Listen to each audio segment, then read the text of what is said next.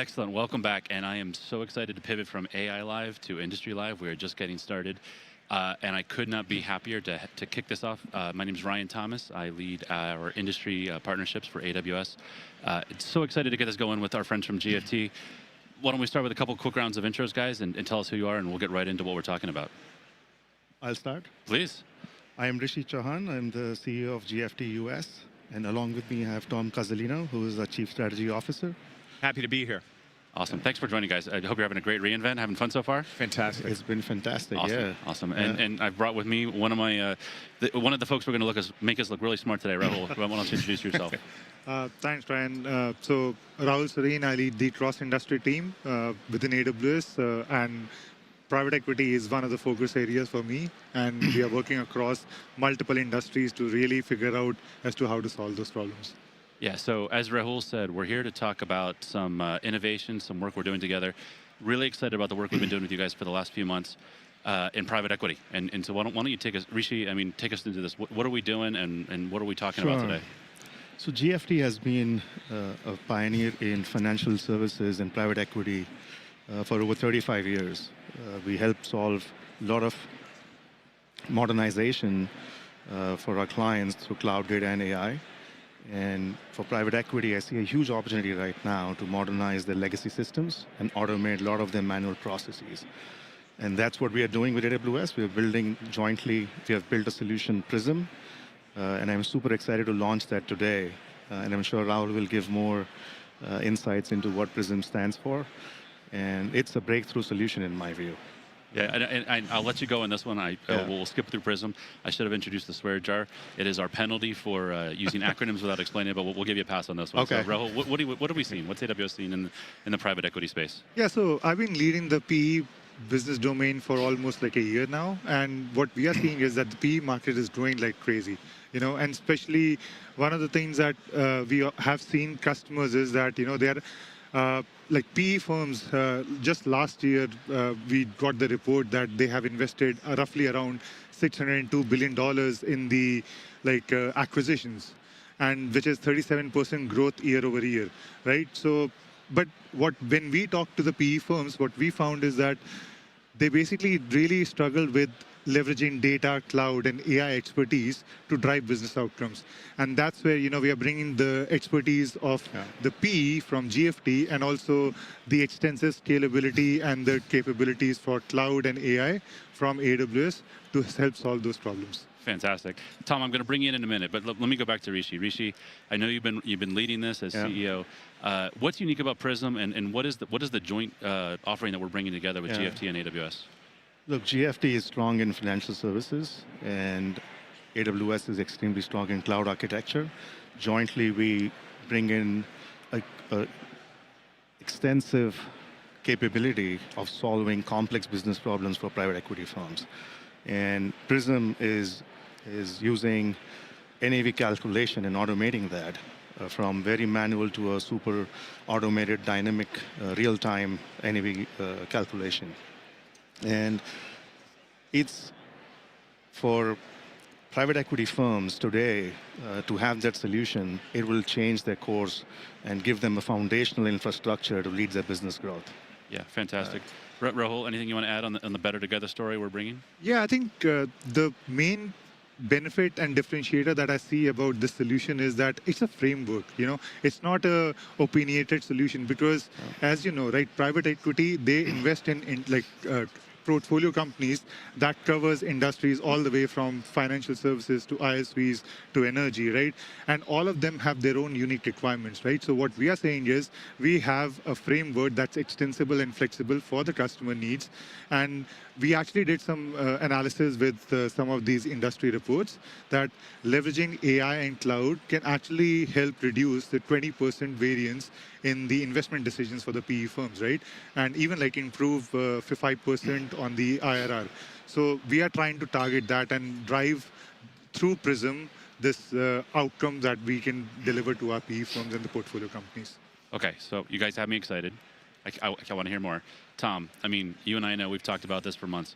What are some of the unique challenges that we're dealing with here? The name of the game here is fragmentation. So fragmentation we see across the PE landscape all over the place, including the tools they're using, the data itself, and even some of the valuation methods. This is a big, big problem. In fact, there's an EY study from earlier this year that talks about over 70% of PE firms, they really struggle with data-driven exits. So it's not just us saying this and not just us seeing it. So what we've done with Prism is to bring, again, a framework together that is really going to hit some of these obstacles head on, because frankly, the disconnectedness of data is making the PE firms spend so much time wrangling data and trying to get it to a place that they can actually use it. So really super excited to bring this to market. And Ryan, I'll probably add on to that, right? So we spoke about data, right? And how we are capturing data in an automated manner.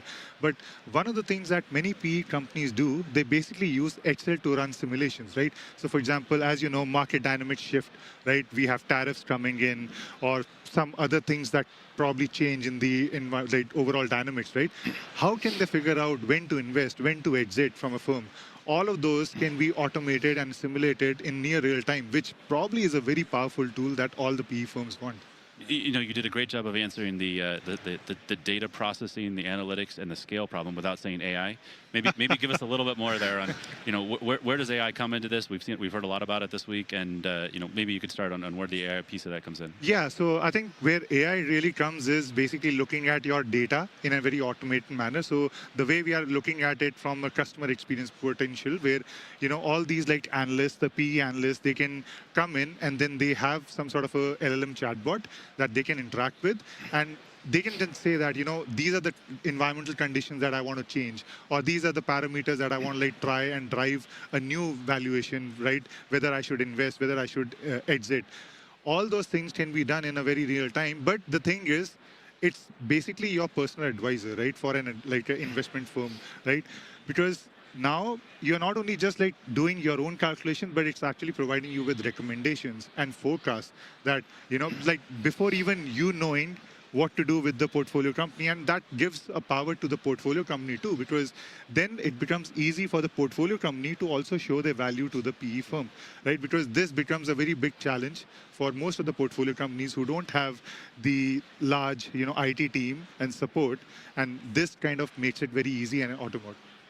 Very well said. Tom, let me throw it back to you. I mean, working backwards from the customer, GFT is one of our best partners at doing that. Where do you see the value creation coming from? You know, let me role play for a second. I'm a PE firm. I love this idea. It's exciting. It's got all the technology. It's got all the bells and whistles we've heard about all week. But what's the value that you're delivering for me? Well, yeah, this sounds fantastic, right? But let's talk turkey, right? Let's talk the real life. In a lot of these PE firms, automation is not where it needs to be. So how do they even go about monitoring a complex portfolio? It's really, really hard. Data flying in, and if data doesn't work, forget about AI. That's not going to work either. And even some of the predictive modeling that happens, again, it's fragmented. It is not knit together in a single platform or a single experience. That's what Prism brings. And you talked about AI. Hey, let's throw some AI at this problem. No. What you need is, you need chain of thought. You need to be able to understand how these AI agents and all these AI pieces are moving together and coming together. And I need to show my work, like Mrs. Howell used to make me say, you know, when I was in math class, show your work. That's what the chain of thought needs to be. So it's wonderful to talk about it, but there's some hard things to do, some engineering to do, and that's where we come in. And I'll probably add one more, right? Because you asked about where AI comes, right? I think AI comes when you already have a data automated system and a proper data like foundation, right? But then what we are also doing is we are actually building AI responsibly. We are putting all the guardrails to make sure that we reduce the hallucinations. We are putting you know, all the best practices for responsible AI. So we are designing it in a format where, you know, we are not just providing, like, obviously, like, there is garbage in, garbage out, right? But we are trying to make sure that whatever recommendations that the PE firms get from this Prism platform, it's built on real data and also on the recommendations that they can really value. Yeah, very well said. Rishi, let me bring you back in here. I know you're talking to you know, CEO top to top conversations at the PE firms. A lot of what we hear all the time is how is this going to improve my operations, right? I've got a very complex process. from acquisition all the way through divestiture. How are you having those conversations? What are you hearing when you're talking to operational leaders at your PE customers? Sure. I think I'd read somewhere McKinsey report that 75% of PE deals require strategic pivot in their holding periods. And if that's true, what it means is you need speed and visibility very fast and at scale. That's what Prism brings. That's if you have that, that means you have faster time to market, better informed decisions, and that will give PE firms a very competitive edge in today's dynamic, challenging market for them. That's what is on top of mind of every PE firm. That how do I get faster decision making, and how do I really see that real time? And that's, I think, is what we are solving for many of the PE executives for this. And I'll give you some maybe stats on Yeah. top of it that I have heard from the PE firms I've spoken to. Like, for example, if they analyze 100 portfolio companies, right, they basically have to make very real-time decision on exits and even the investments, Yeah. because things change, right? Even if they miss the window by 1 month, right? And their valuation can go from almost 10x to almost like 2x. But if they really jump on, they can also increase the valuation from 2x to 10x, right? So it's the other way around too. And I think they have to make it very fast. Right now, you have like one operating partner or one deal partner who's basically making those decisions for multiple portfolio Yeah. companies, right? What we are doing is we are bringing the scale, which what AWS is, what like we really do best. We love to talk about value at scale. Yeah. So let's continue with the allegory. Tom, I want to bring you back in here. So your CEO is having these conversations. They're talking about the value. They want to move this thing forward. What have you learned in terms of implementation complexity? What are the gotchas that you're running into as you're taking this and actually making the executive mandate real for your customers? Well, there's no free lunch. Okay, let's repeat, everybody, no free lunch. And the integration pieces is super, super important. And that's, if you want integration, you came to the right place with GFT. We've integrated thousands of different crazy stuff from any number of industries and brought them all together. So that's what we bring. Also, you can't expect a big bang. This is not 20. How far back do I go? This is 2025. So everything has to be modular. We have to be able to ease into this in a way that shows both trust, that shows, again, that compliance trail, and that actually brings value from day one. So that's what this framework is all about. Prove it early, build trust, and then move forward from that. Now, as I talked about integration, there's any number of ways that we do this. Obviously, application program interfaces, or APIs, ETL, extraction, transform load. You're doing great. You're avoiding the swear jar. You're doing great. Yeah. Not going to do it. Cell-based architectures, all kinds of microservices, et cetera. So we know how to take pieces and parts and bring them into a fabric of data and a fabric of integration. So that's what we do well. The last thing I want to say really quickly is the technology is one thing, but the change management piece must not be left hanging out there. PE firms, like any firm, need guidance and help and support and that backstop to know that we got your back to help you adopt this in a way that is rational and it's not going to break anything as we transform. Yeah, and as we're doing that, and the complexity of what PEs do with their portfolio companies, right? And they have dozens or hundreds or even sometimes thousands. There's a huge security problem that poses, I assume. Rahul, what are you seeing there, and how does AWS help our partners like GFT actually address that? Yeah, we always say security is job zero for us, right? So we have made sure that Prism has security all across the board, right? We use services such as CloudWatch, IAM. We use Macy for automated, incident management. But the idea here is that, we basically put security at each and every level, whether it's like, security at like data at rest, data in transit. Another thing that we also want to make sure that the portfolio companies, especially if they are operating in the financial services or in the energy, right? So we take all those industrial security best practices and bake it. And that's why, this framework is such extensible and flexible, because we don't want to just go with a very opinionated way and go in a certain direction, right? If they want HIPAA, if they want PCI, if they want a certain industry security framework, we can deliver that. Awesome, guys! I can't thank you enough for kicking off Industries Live with us. We're getting the hook. We've just a couple seconds left. Tell us, what should we know about GFT, and where can customers and partners learn more about you guys? Go to gft.com. Visit us at booth 1456. Ask your AWS rep, because we're going to be Prism's going to be everywhere, and come and join the revolution with us. Fantastic. Rishi, anything you want to add? It's an exciting time to jointly launch this with AWS. Awesome. Look forward to it. Can't thank you guys enough. Thank you again for kicking off Industries Thank Live, you. and we're looking forward to a great 2026. So fun. Thank you. Thank you, guys. Thank you.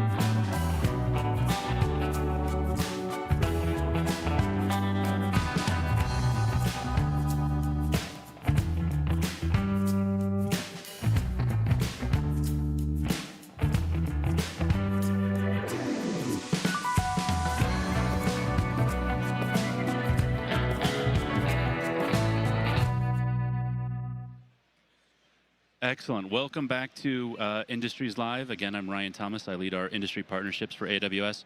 Really excited to pivot from a conversation we just had around private equity into what we're doing in travel and hospitality. And I couldn't be happier to have one of our leading edge partners here at Accelya. So let me just start. Let's just go down the line. Alessandro and John, give me a little bit about who you are and what you do, and what great things you've seen this week so far. So Ryan, thanks for having us, first of all.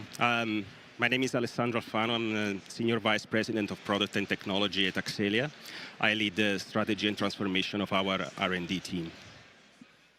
Hi, Ryan, Ted. Great to be here, and Alessandro. John Doyle. I'm the Senior Vice President for Cloud Operations and Security here at the Accelya Group. We run a global infrastructure. We have over 200 airlines as our customer. And we basically allow airlines and enable airlines to create experiences that delight their customers. Awesome. Thank you guys for being here. We're going to hear a lot about you guys and dive deep into how you're helping our customers together. Ted, why don't you introduce yourself and let us know what you do here. Thank you. Hi, hi everyone. I'm Ted Evers. I'm the Global Partner Leader for Travel and Hospitality at AWS. Really excited for this conversation. Awesome. So, John, let me go back to you here, and just let's dive into a little bit more around Accelya and what our partnership looks like and what it is that you do for our customers. Yeah, so like I said, we have a platform. We're a SaaS company. We're a SaaS provider. We have over 200 airlines as our customers. We have products that are vertically integrated into the global airline supply chain. Our products allow customers, passengers to create bookings, to create orders, as you use online travel agencies like Expedia or Priceline. We also handle, there's a lot of complexity with us having global airlines in terms of being able to settle, especially around taxation. And then we also have a offering where we can conduct departure control, things like weight and balance, and passenger manifests at the gate with the gate agents that everybody's experienced. Excellent. Ted, you want to add anything and what we're seeing in terms of trends at AWS? Sure. Well, particularly what we're excited about with Accelya is just how modern airline retailing is changing, right? So travel and hospitality is filled with companies with a lot of legacy technology, and Accelya is really at the forefront of modernizing that for our airlines and really unlocking a lot of personalization and the ability to show many more orders and offers. But I don't want to steal their thunder anymore. Awesome. Yeah, I mean, let's double click on that, right? So, lot happening in the travel and hospitality. What do you guys see? What does modern retailing really look like as you guys are going to market with your customers? So modern airline retailing means basically airlines want to be the Amazon of the aviation. And you need to picture this. We work basically in 4 areas: offer, order, settlement, and delivery. And it's like when you go on Amazon, you want to buy, I don't know, headphones. And you look for headphones, and you get a list of products. And that is the part that we call offer. So there is pricing, there is revenue management, there is shopping flow. This is the first part. And then you put them in your cart, and you build your cart, and you can change products, you get recommendations, and so on. And that is the part that we call order, and settlement is the payment. And then at the end, we have the delivery. It's when you go at the airport, or if you are looking at cargo, is when the item gets delivered at the end. Fantastic. So, let me just hit all three of you guys. How is it a better together story? What is that we're doing with Accelya, and what is Accelya doing with AWS to make this possible for our customers? Why don't we start with you guys? Yeah, so basically AWS gives us the ability to scale in a secure way. This industry is very volatile, and there are peaks that are very high, so we need a partner that helps us scale very fast. And we are transforming the technology. It means that the computing power needs to be even stronger, and at AWS, since they power already Amazon retailing store, it's the best partner for us. I think a good part about our business is that everybody's touched it. Everybody's flown pretty much in the aircraft. So for us, we basically have the great responsibility of remaining up and available.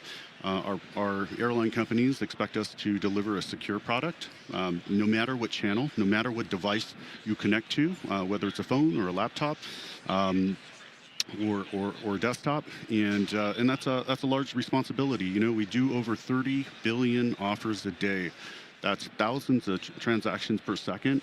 That's operating at hyperscale. There are a number of challenges that come with that, not only from an operations standpoint and building the teams that you need to do that effectively and well, and to deliver for our enterprise customers, and for allowing them to delight their customers, but then also to how do you secure something at that scale? It's a completely different challenge. Well, I was going to say, John. So break down that offer piece for our listeners here. Is that like when you're going shopping for a flight? What you see there, the offer, is it what does all the offer entail, and how are you changing the nature of what's able to be offered? Yeah, I think that's probably a lot longer of a response that's required. There's a lot of complexity when it comes to seeing city pairs that you're searching for to go from one point to another. There's tremendous algorithms that are required to build all of those schedules, to build all that pricing, to make sure that it's current. And then we have this thing called dynamic pricing, which is trying to push the envelope of structures that were created decades ago on how to bound pricing. So that's just a little bit of a flavor on on how complex that No, is. that's great. So people understand when they go to click on view details on a flight, they see the thing spinning, they understand all the work that goes on On behind the the back scenes, end. and you're helping enable that. So Yes, that's sir. great. Let's double click on that even one click further. Like, what is the actual impact to the customer, and how are we making, dynamic pricing? How are we making this real? What is the actual downstream impact that we're having on airline retailing? So the actual impact is being able to launch products very fast, and I'm talking from the airline perspective. In the current situation, to launch a new product, they would take ages. And right now, they would have a product catalog. They set it up in seconds. They can use even AI to set it up. And in a few minutes, they are live with a new piece of baggage or a new meal deal, whatever it is. So it's really a different experience that the customer has at the end. I was also going to ask if you maybe talk a little bit about how AI has helped you generate more offers or Yeah, sure. better So that personalization. actually, AI is coming at a perfect time for us because we are in an industry where our products are highly perishable. So once the plane takes off, you know how they say in Las Vegas, no more bets. So you don't have a chance to sell it anymore. And with AI, you are able basically to push the right offer at the right time to the right customer, and you can optimize that flow. Was it the no more bets? Is that a personal anecdote you're sharing there? Or? Well, I'm from Europe, so we should say rien va plus. Okay. I think it was your CTO that wrote a great blog a few months ago and talked about how when you guys got started, there was an overriding opinion that nobody would actually buy airline tickets online. And now, obviously, we all do that. Our families do that. Our moms and everybody else is doing that. What's evolved? Like, take us through, that the last couple of iterations of airline retailing, and what has got you to the point that you're actually running this at scale and really advancing cloud operations to the point that you can transform the airline industry the way you guys have? So basically, I would say that people now are used to very personalized experiences. So they expect any system to know them because the systems have a lot of data about them. And the system should know if I'm a loyalty customer with a gold status, and it shouldn't offer me a product that contains a paid seat because I have a paid seat for free included in my loyalty status, right? So these are the typical things that we see and we're trying to improve, so to create good offers for our customers. At the same time, we are trying to create to give them a self-service experience so that they can change their flight, they can change their product, they can add new things without having to call a call center and spend a lot of their time. Maybe I can address the Please. Infrastructure piece. So operating this distributed, highly modular platform at scale, we're actually really challenging and stressing the AWS infrastructure. And we're working with AWS back-end technical most architects and experts to bring on new types of compute. And compute is just processing, right? And so just talking about like offers, we have a shop that's called our shopping engine. That requires a tremendous amount. It's very memory computational intensive.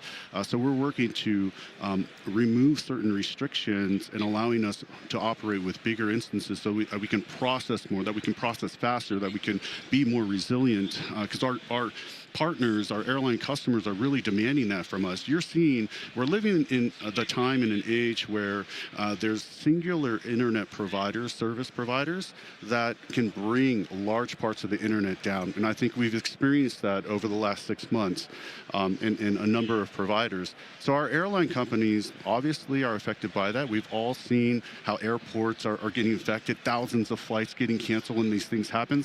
We take this very seriously from a resiliency and operations standpoint. We also take it very seriously from a security standpoint. We recognize where we sit in the supply chain, and it's an imperative for us to be able to secure and operate that with resiliency and availability. Great answer, Ted. I'm really curious what you're seeing too, as you look across the entirety of AWS. We've done a good job of going almost 10 minutes into this and barely mentioning AI. So maybe you could talk a little bit about what you're seeing there. And same question to you, Ted. Like, what are we doing to run airline retailing at scale, and how does AI really going to evolve that in 2026? Sure. Well, I think along with our partners at AWS, we're really trying to improve operational efficiency, so the actual generation of those offers, right? And AI and generative AI specifically can help generate those at scale on a very personalized level. So that's one way that we're doing that. And then the other piece is really enhancing that guest experience and making sure that travelers' experience is a lot better from conception to booking on through the actual travel. And in terms of Accelya, I mean, the other thing that we really haven't touched on is the ability to unlock the transformation and what that future travel state looks like. So, you know, asking for a friend here, but does, you know, what Accelya is doing, could that help us, for example, book a business trip, but then if I want to bring my wife along on a separate ticket and bundle those together, maybe one's on mileage, maybe one, does Accelya help me out with that scenario? Absolutely, we are here for that. So this is what we call dynamic bundling, really, which is understanding who's the customer and what are his preferences or her preferences, and also understanding what is the product they're looking at. Because, of course, if you travel to Barcelona or if you're traveling to New York, you might have different experiences. And also, if you travel with someone or you're traveling alone, you might have different requirements. One thing is traveling alone for business. I tried to get to the airport last minute. One thing is traveling with your family, traveling with kids. I think the AWS CEO talked about that. It's a completely different experience when you have kids along. So you want to arrive there on time and make sure that the trip is comfortable rather than fast. So really removing that friction in the travel experience that everyone's been talking about for so long. With AI, it really kind of unlocks that and brings it closer to reality. You know, as a traveler, and we're all travelers here, what can we expect in 2026? What can we expect beyond? You know, we talked a little bit about, you know, I love the story, like, you know, it was just 20, 25, 30 years ago that you guys were, you know, seeing customers who, you know, investors who did not want to invest because no one's going to literally buy a plane ticket online. They're always going to want to pick up a phone and have that conversation. You guys have been a part of that transformation to where we are today. As a traveler, what can I expect in, say, 2026, 2027 and beyond? What's going to change? So I think you should expect a lot of agentic AI taking place. That means you will not do the phone call anymore. The AI agent will do the phone call for you. And so, for example, if you have a hotel booked in your order, the AI can call the hotel and tell them, look, I need to change the dates of my customer booking. So that is what is going to happen and what is happening already right now. Anything you want to add, John? Any bold predictions? Oh, a bold prediction. I think the most important one, I'm going to touch back on security again. A couple of weeks ago, we saw a particular country leverage agentic agents to operate a cyber attack at scale, right? And so I think it's going to be extremely important in what cloud providers everyone chooses. We are strategically choosing AWS because I think the time it takes, there's going to be two factors that differentiates this and allow you to be successful from a defensive perspective. One, you have to have good intelligence, and two, you have to be able to operate decisions before the adversary can. And AWS is our strategic partner to be able to do that. Fantastic. I see we're just 30 seconds away from wrapping this up. I want to thank you guys for joining us at Industries Live. Let me just ask you as we wrap this, all three of you, let's go down the line. What was one thing that really surprised you, one thing that really excited you that you saw this week at reInvent? Ted, you want to start? It's not a shocker, but agentic AI and everything that it can do for just really streamlining that travel process. Sorry, guys, I took it. Oh, I'll just be more specific. The DevOps Foundation agent is something that's tremendously interesting. Yeah, for me, it's the speed of innovation that we are seeing is unprecedented. Absolutely. Guys, thank you so much for joining us on Industries Live. Really looking forward to an exciting 2026 and a whole new revolution in travel experiences working with you guys. Thanks so much. Thank you. Thank you very much.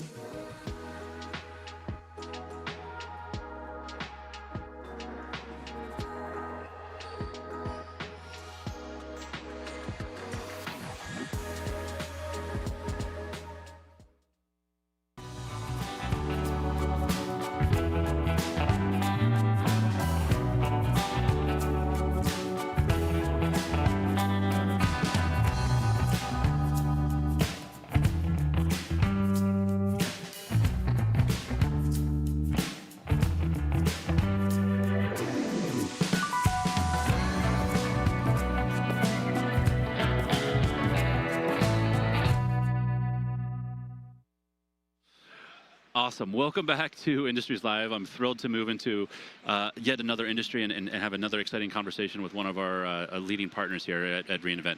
Again, I'm Ryan Thomas. I lead our industry partnerships for AWS. I'm thrilled to have Irene here. Irene is an expert in our retail and CPG space and comes from Treasure Data. Irene, can you just give us a little bit about who you are and what Treasure Data does? Yeah, sure. So my name is Irene Sabaha. I work for Treasure Data. Treasure Data is a customer data platform and AI marketing cloud. And our main mission is to consolidate customer data so that our customers can have a unique view of who their customers are. So we create unified profiles of our customers, of their customers, and help downstream marketing to those customers. So my background is all kind of retail. I'm born and bred retail. I spent 10 years at 7-Eleven and a little bit of time in the Walmart ecosystem. So I live and breathe customer experience. And what we do at Treasure Data is all about helping to improve customer experiences. Fantastic. Thank you for that. And I should have introduced our swear jar. So if you do get caught using any acronyms, we put a coin in the swear jar. Oh. You've done well so far, so we won't punish you. And we've actually brought one of our AWS retail experts along as well. So Daniela, maybe you could introduce yourself. Yeah, thanks, Ryan. I'm Daniele. I'm the Global Partner Solutions Architect working across the retail, consumer goods, and restaurant industries, focusing on the digital customer journey. And one of the challenges that we're seeing in these industries is really that we're hearing from retailers is managing data, managing customer data, the customer experience.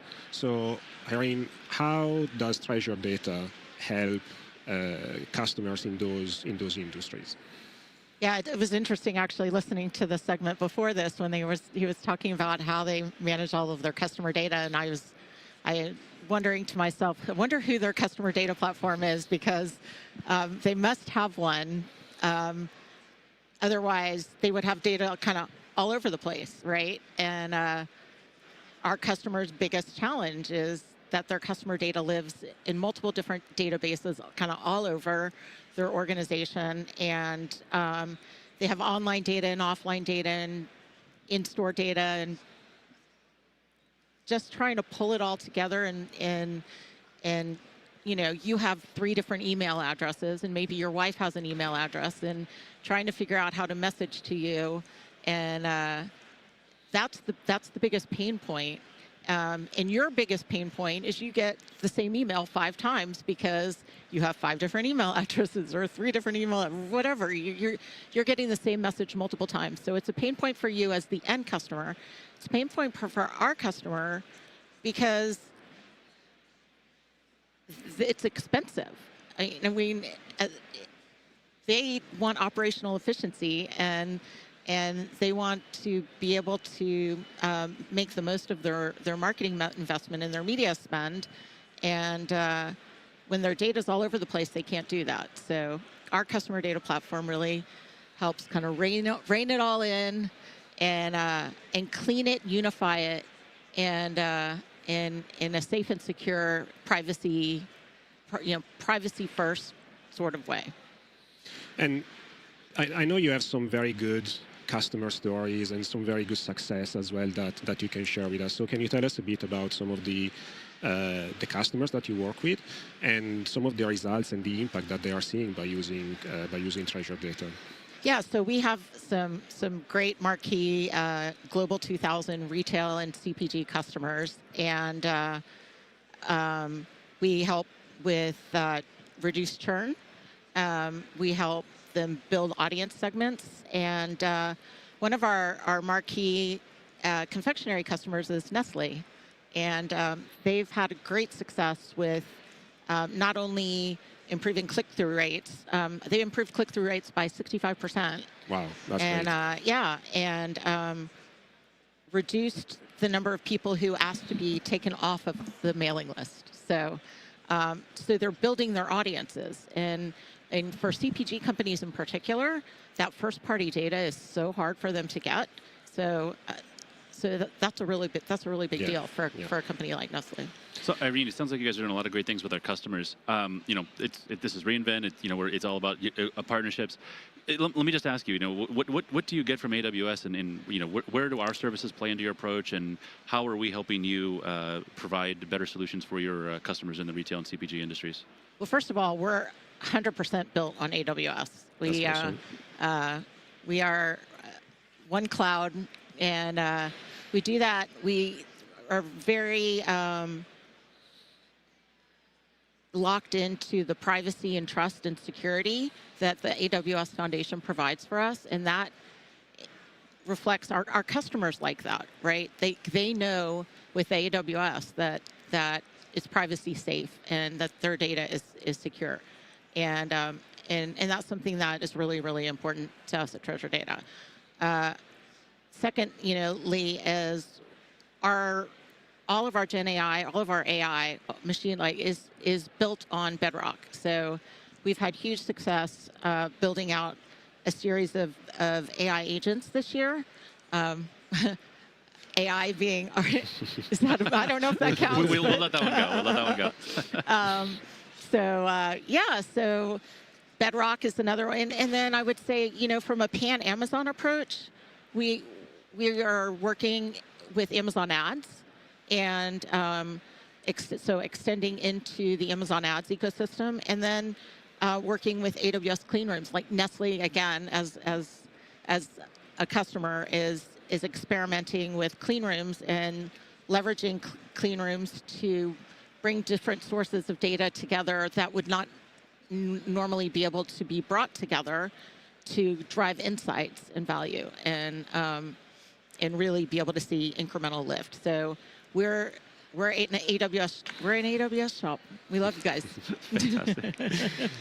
You mentioned some AI agents, and I think this conference we didn't hear yet enough about AI agents. So no.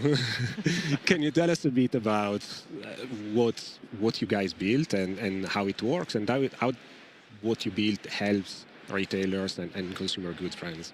Yeah, sure. So our AI agent foundry is kind of our foundation of AI, and where our pre-built agents live. And some of our most successful pre-built agents, like probably our most successful pre-built agent to this point, is something called Audience Agent. And what Audience Agent does is, in the old days, to build an audience, it would take somebody who knew how to do programming, and it would take weeks to do it. And with Audience Agent, anybody can do it. You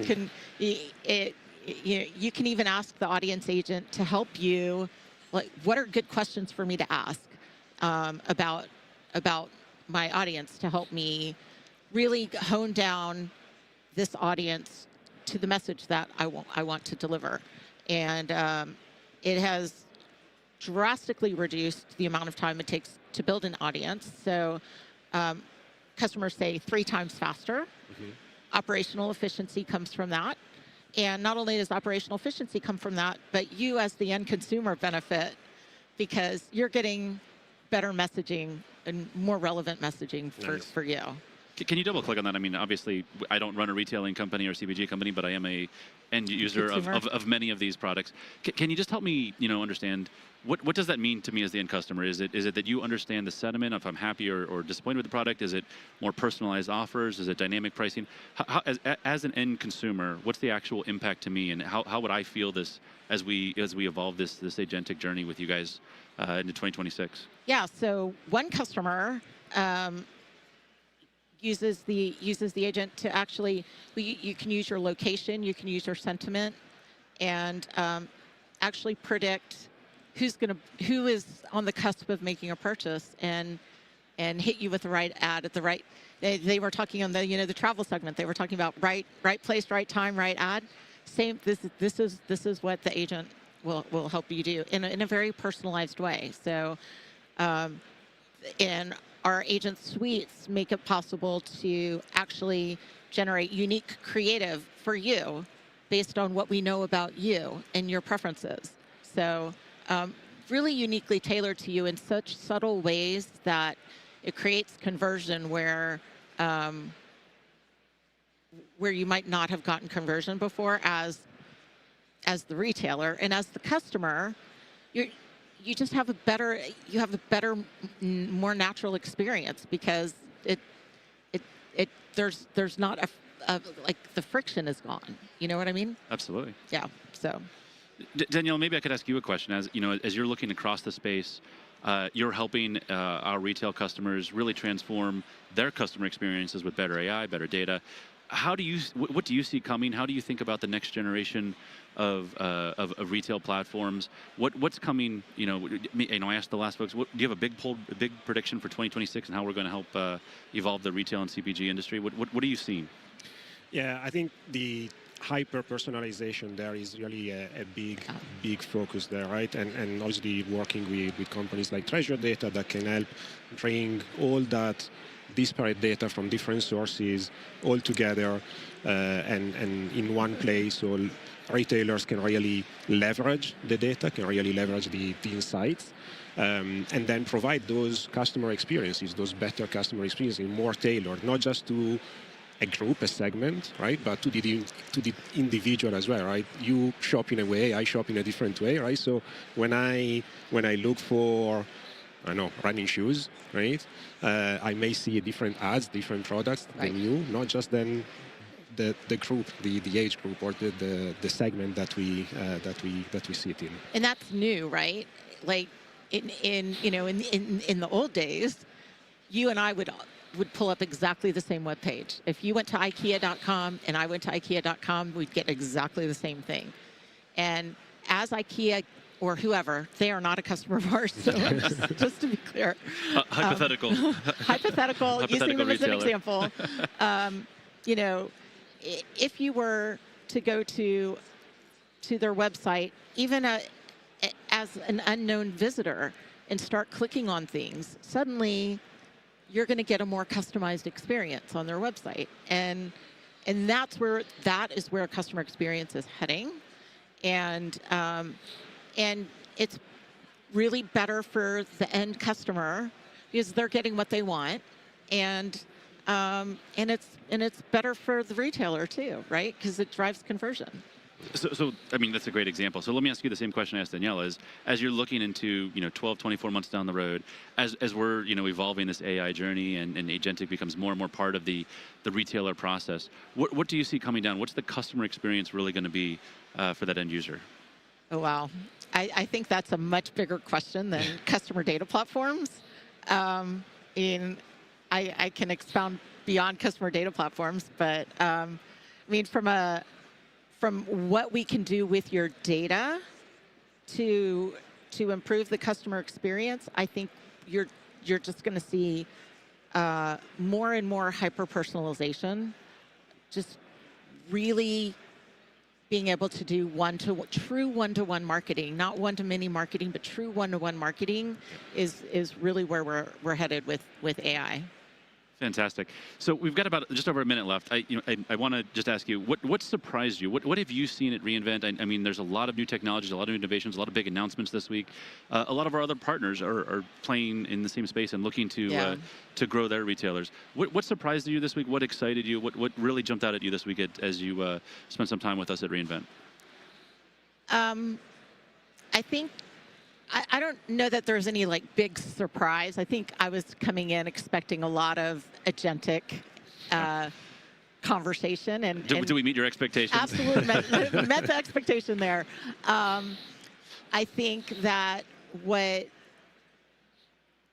has impressed me is how many of us, the journey is moving so quickly, and how many of us are really grappling with the same questions around how to do this in the right way. And, for a retailer, really, it's how to do it in a privacy safe way. Because when it comes to customers, that's really what it's all about is the customer. And once your data has been safe and secure, you're good. And if it's not, that brand is dead to you, right? So, So real quick, Danielle, we got 5 seconds. What surprised you this week? Give me the one thing. Sorry, I took up too much of your time. No, you're That's fine. good. I think, yeah, I agree with Irene. I came in and yeah, I was expecting lots of agents. I got lots of agents. I'm happy with that. Good. We met expectations. Irene, thank you for coming. Where can our customers or partners find out more about Treasure Data? Where should they go? TreasureData.com, booth 235 before the expo closes. And come find us at NRF. We'll be at NRF in January. And we actually will be inside the AWS Pavilion at NRF. So Excited. Look forward to... Very exciting 2026 start. Yeah. Awesome. Irene, Danielle, thank you so much for joining us in Thank you. Industries Live. Really appreciate it. Awesome. Thank you.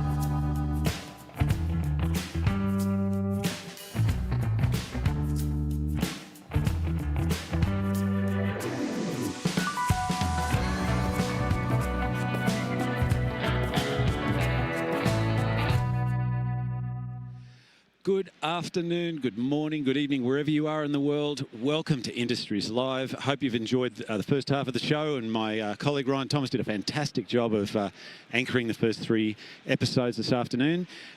We're on the home stretch. We have 4 more fantastic episodes coming to you for the remainder of the afternoon.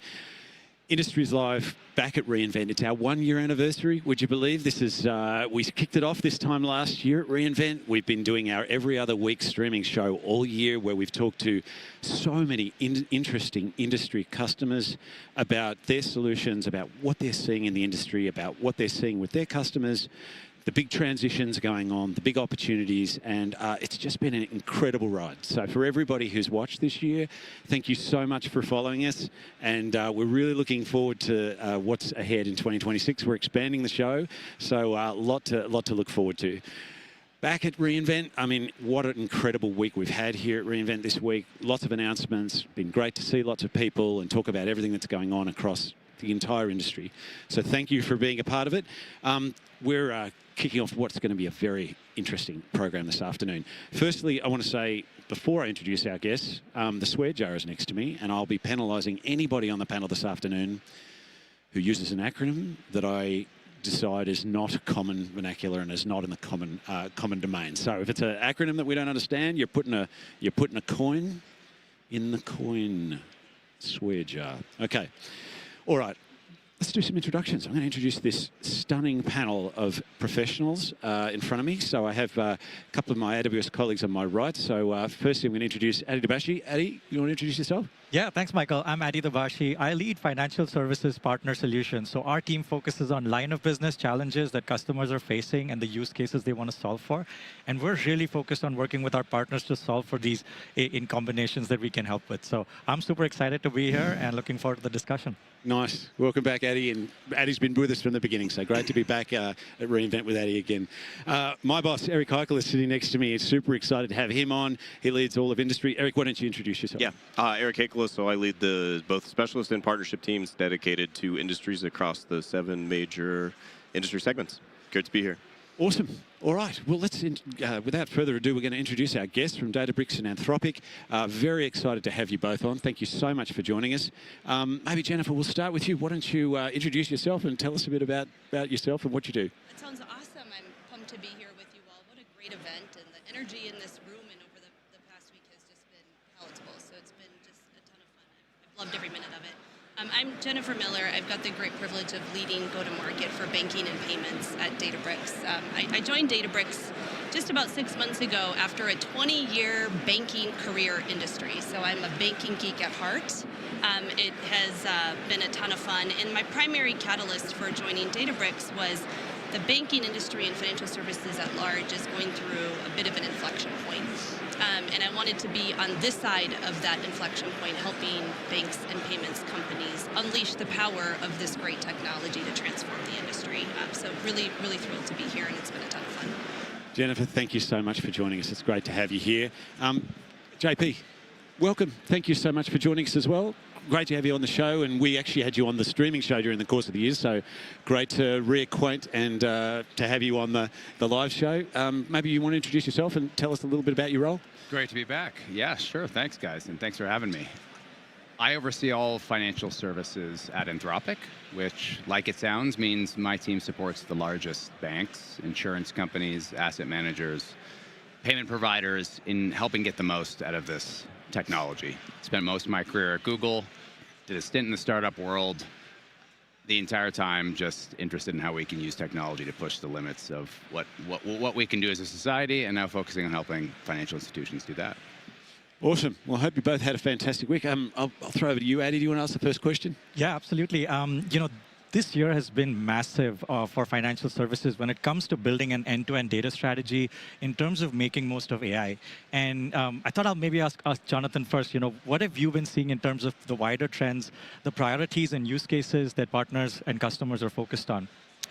It's a great question, Adi. And the past year, I think so much of the focus was on POCs, playing it safe, very simple, risk-averse approaches to kind of dipping your toe in the water with this technology. It was summarization, data extraction for whatever vertical, whether it's insurance, processing a claim, or banking, doing research. Very quickly, we're seeing that shift, and as the confidence grows with the industry and the individuals, whether it be a big bank or insurance company using this technology, their confidence increases. We're now starting to see them apply this technology in more revenue-driving ways, in ways that actually push the business on the bottom line. And that's everything from building new products that they can monetize to empowering their sales folks to be more efficient and the like. So we're kind of seeing it go from back office to front office, and it's pretty awesome to see. Absolutely. It's actually such a unique trend that's taking place, which is, these customers are regulated. The industry is complex, and so they have to make sure that they're solving for line of business challenges, but first making sure that they can bring those productivity and efficiency gains. And with Anthropic, we're really seeing that on the application modernization journey, the speed with which it's happening. But you can't do this without the data. And so, Jennifer, I wanted to pass it to you. What is Databricks seeing in the space right now? Yeah, a couple of things come to mind, and as we spend time with customers, there are a few themes that are emerging. So first and foremost, agree 100% with Jonathan's point of view, where there is this acceleration of delivery, and there's a major focus now on how do I take this technology, transform my business to really deliver growth, efficiency, protect my company in a bit of a different way. But in order to do that, you need to have your data estate organized and governed. And so we're seeing this massive investment now in a lot of emphasis from our customers on how do I bring structured and unstructured data into my data estate in a way that enables the AI to work most effectively, right? The AI is only as smart as the data that underpins that AI. And so we're seeing significant trending towards how do I take my data estate, hydrate it with third party, take unstructured data that has not typically lived within my data estate, how do I bring that all together, govern it in a way that makes my company feel safe and protected, and then deploy the AI on top of that to deliver really the most robust outcomes. And I've really seen this play out in cases that we may all be able to relate to. Everyone wants that personalized experience. You want to have your bank or your insurance provider be prepared for the right product you need at the right time. And it all comes together when that data aspect joins up with the AI aspect, all under the right security guardrails, the resiliency guardrails that we've consistently seen and worked with financial institutions on. So, no, absolutely resonate with what y'all called out. And I think that's really important. As a former banker myself, I recall spending a lot of time on like campaign-based marketing, Addie, to your point, where the deposits marketing team would work on a marketing campaign and the credit card marketing team would work on a campaign. And then ultimately your customers were getting sort of barraged by these initiatives and these offers. And now what we're seeing is customers want to bring all of that data into the same place. They want to bring contextually relevant semantic data. How is my customer feeling about my brand? Bring all of that into a single place to deliver these really robust, rich, insight-forward campaigns, and it's really changing the game. I wanted to make sure I expand this, Eric, and you're seeing this across several layers. You're seeing this across industries, across AWS native services that have gone through launches. Any trends or themes you've been seeing that we should talk about? I think both what JP and Jennifer said really resonates across industries. So I think obviously there's a financial services spin on all of this, but I think the two common trends of seeing that 2024 was the year of the Gen AI POC, and then seeing 2025 as the year of actual production rollout and really having to deliver business outcomes. And I think what we're actually seeing the most successful customers do is that they're actually delivering top line revenue expanding and revenue generating lines of business now with Gen AI. And then to Jennifer's point, this really has been the year of understanding the data governance, common file formats, to make sure that the entire data foundation is in place to enable Gen AI higher up the stack. This is so important because if we are helping our customers do this, and there was a famous study by McKinsey that talked about how proof of concepts are having a fatigue. You take these experiments and there's a lot of excitement about it, but it all comes down to that line of business proof of value. And JP, maybe you want to opine a little bit about that journey that y'all have been on the Anthropic side. Yeah, it's a good point. I often liken it to going to a restaurant that has 20,000 items on a menu. They tend not to do anything well, and that's what we observed this past year. And I think, as touched on, it's just exciting to see focus. It's exciting to see placing big bets on initiatives that actually move the business. I'll give a practical example. We have a very large insurance partner who, historically, in their commercial insurance business, this was new to me, they didn't even have the bandwidth to consider writing insurance policies for certain small businesses, like a bakery or something like that, because the juice wasn't worth the squeeze. It literally took more effort to evaluate that than to write that piece of business. So they use our technology through Bedrock in a safe and responsible way, and now that bakery owner applying for insurance can very, very quickly have all of their information evaluated and vetted by Claude. And that's the difference between adding to the top line. You're literally able to now add new business to that line of business. So these are simple examples of how this renewed focus is Yeah. starting to benefit the bottom line. I mean, it is it is conceiving and giving birth to new use cases that we just haven't imagined before. I mean, I think of half of the use cases I've talked about with partners and customers this week. I mean, we didn't know we didn't talk about this stuff last year. I mean, they were you know, concepts and ideas and use cases for industry that we just hadn't thought about before. So that's what I think is fantastic. The other thing I just wanted to double down on something you said was, you know, we talked a number of the sessions I've been in this week about, you know, yes, there is a high withdrawal rate of generative AI projects, but the value that the ones that are landing in production is outsized compared to, you know, statistically. And every analyst agree. All the industry surveys you see and every analyst survey, you know, is aligned to that. So it's, you know, you get it right and you line it up into the business case and you nail it down into an ROI and a business case from the start. You know, the experiments are good, but at the end of the day, that's kind of where the ones that are really delivering the outside value are landing. And I think as we think about those, you know, both building POCs and then more importantly getting them into production, let's talk about how customers are bringing all of these pieces together. Why are we up here together, right? So how are you seeing your customers, we'll start with JP, tie together AWS plus Anthropic plus Databricks? Yeah, it's one of the reasons we're up here. It's a very symbiotic relationship because, as I imagine, you know, what was touched on, if you're a large financially regulated institution, this is scary technology, right? Yeah. So, you know, I hear stories about, oh, I tried using AI before and it gave me the wrong answer. I don't have the luxury of it doing that when it comes to approving a mortgage or advising someone on their wealth management strategy.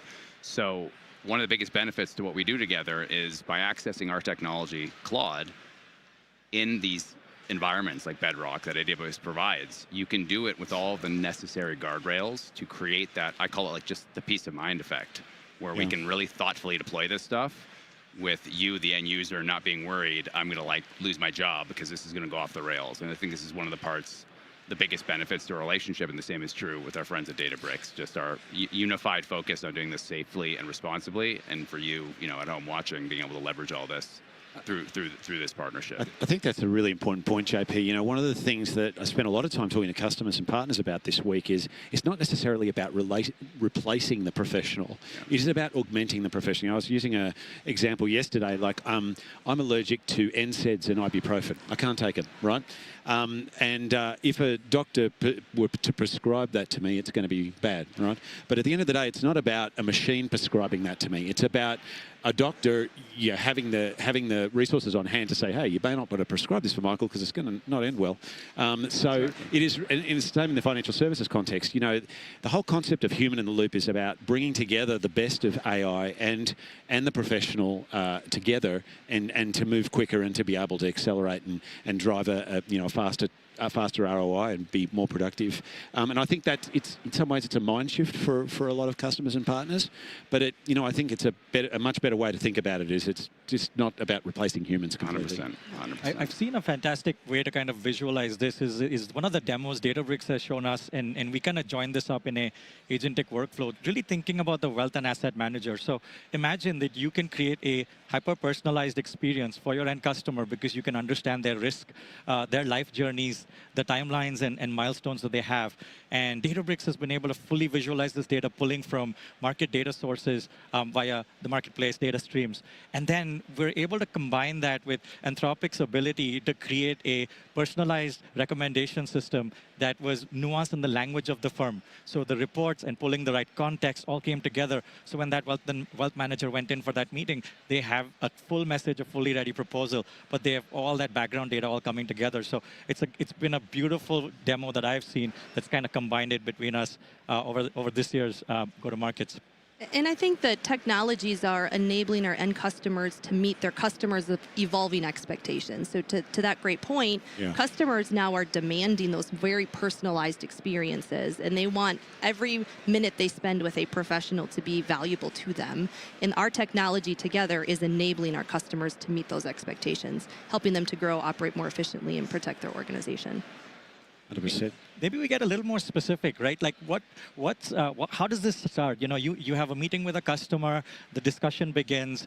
Would love to kind of talk through a flow, and maybe Jennifer, you want to talk through it because the data is where it always begins. Yeah, I think we really focus with our customers on what are the problems that you are trying to solve, what are the workflows that you are trying to automate, and then we work backwards from that and bring the data in. We build the architecture around that. What are the partners that need to be a part of that ecosystem? We sit in a room and we workshop it. We go sort of step by step and ultimately get to ourselves to a POC and then move it into production relatively quickly. Awesome. I should ding you for a swear jar there, I'm afraid. POC. Yeah, I totally deserve that. Inevitable. I deserve that. I deserve that. I have missed a couple, and in fact, I committed one myself before because I think I said. See, we're all about integrity. I think I said ROI. I think I said POC as well. There we go. Yeah, okay. No worries. There's a bit of catch up. Yeah. All right. Okay. Fair. Sorry, That's proof of concept for anybody Proof at of home. concept. Yes. Thanks, JP. Yes. Thank you. Good catch. Yeah. Okay. Sorry, where were we at? Yeah, so the good part of this is, right, this is about making it really easy for a journey to take place, which is we start a discussion, we're meeting with these technology leaders who are trying to bring their data together. And it's about spending that day together, spending a week together to take that real data and show them how it can be done. And we've set ourselves up with these ready artifacts, and we're able to run these as single level workshops in our customers' environments at a subsector level, whether it's capital markets, banking, payments, insurance. We've set these up. And JP, maybe that's actually a good segue to the analyst one that you guys have actually launched.